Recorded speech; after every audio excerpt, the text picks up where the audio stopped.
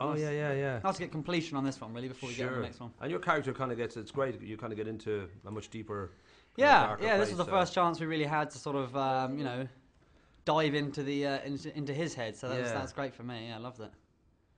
Ready to rock? This is the sixth book, obviously, and this is really where everything hits the fan. And for your character, there's that real sense that at last he wants to prove himself to be bad to the bone. And yeah.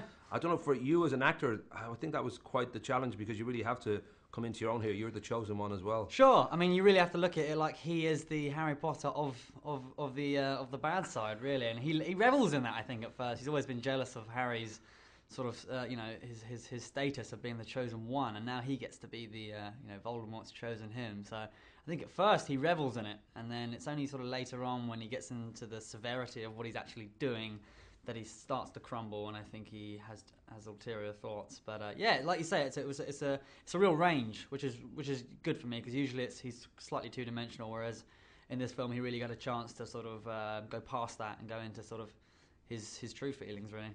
You've said recently that for a while there you kind of treated it as a kind of years of taking this job for granted, and now you really feel you want to make the most of it, because you really you can kind of see the end in sight, and you want to kind of take mementos, get a lot of photographs, and there must be that sort of swell of a feeling that we can see the horizon now. We're about exactly that. I mean, it's quite daunting in a way, and quite it's a little bit scary when you think about it, and it's sad as well. That's going to be over soon. So I'm doing exactly that. I mean, I'm getting all my scripts signed. I'm getting pictures, every day, and just trying to. I mean, obviously it's very. You're not allowed to take pictures, and you're not allowed to. So it's very limiting on what we can take mementos of. But when we're in the makeup chair and all that stuff, we always have a laugh. So getting plenty of mementos for the years to come. Well, there is that side of it too, that there's so many millions of kids out there who would just give anything to be part of this Potter world. And I don't know, for you, given the length of time that it's taken, and by the time the last film comes out in 2011, that's 10 years of films. Yeah. Whether sometimes it is just another day at the office, because it's kind of strange. Like you say, as a kid, I remember as a child we were doing. I was actually told. I remember it was during a sports day. I was doing a javelin tournament, and my teacher came up to me and told me that my mum had a phone call for me, and she told me then and there that I have the part of Draco, which I was obviously happy about, but I had no idea it was going to be.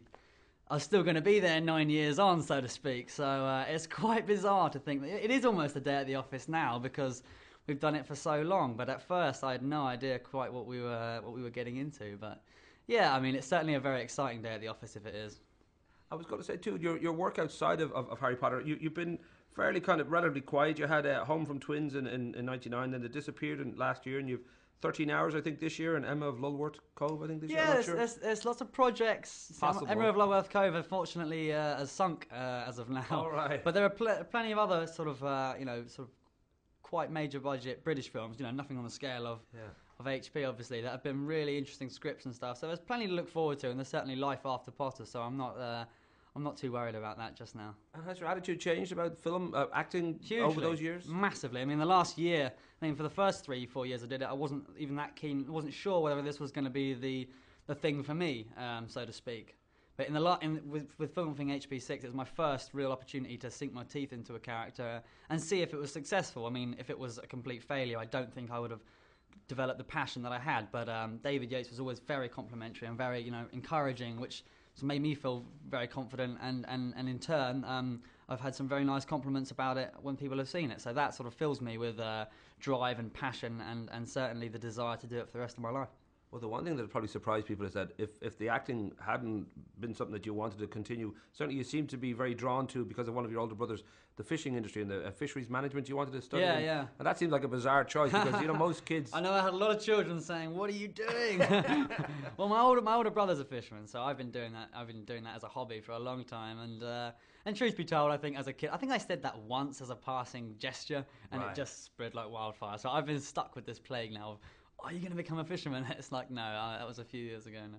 And do you feel, the very last thing, do you feel it's sort of an anxiety when a new Potter film opens? Because the most successful film franchise in history, overtaken Bond now, 4.48 billion, I think, around the world.